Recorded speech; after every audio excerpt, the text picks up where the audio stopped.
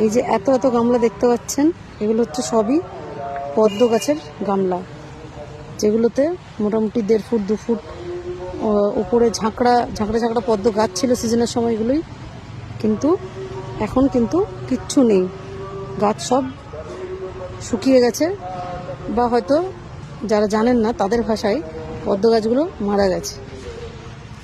তো এগুলো কিন্তু মারা যায়নি, এগুলো সবই ডরমেন্সিতে গেছে। এটা খুব ন্যাচারাল ব্যাপার এবং এটাই স্বাভাবিক। আমরা যখন পুকুরে পদ্ম গাছ যখন পদ্ম গাছ দেখি, সেগুলো যখন ফুল দেয়, আবার একটা সময় পুকুরে জল শুকিয়ে যায়, তখন কিন্তু আর দেখা যায় না পদ্ম গাছগুলোকে। আবার ঠিক বর্ষার জল আসতেই সেই পুকুরে কিন্তু ধীরে ধীরে পদ্ম পাতা ছাড়তে থাকে এবং ফুল ফুটতে থাকে। তাই এটা আমাদের একটু বোঝা উচিত সবারই, যেটা খুব স্বাভাবিক ব্যাপার, এটা খুব ন্যাচারাল ব্যাপার। এটা আমার বাগানের পদ্ম গাছ বা কারোর বাগানের পদ্ম গাছ বলে নয়, এটা পদ্ম গাছেরই এটা নেচার।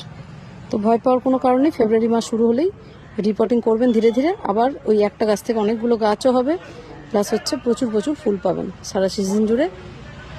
আবার সিজন শেষ হয়ে গেলে আবার এইভাবে ডরমেন্সিতে গিয়ে এইভাবে গাছগুলো কিন্তু ঘুমের দেশে চলে যাবে।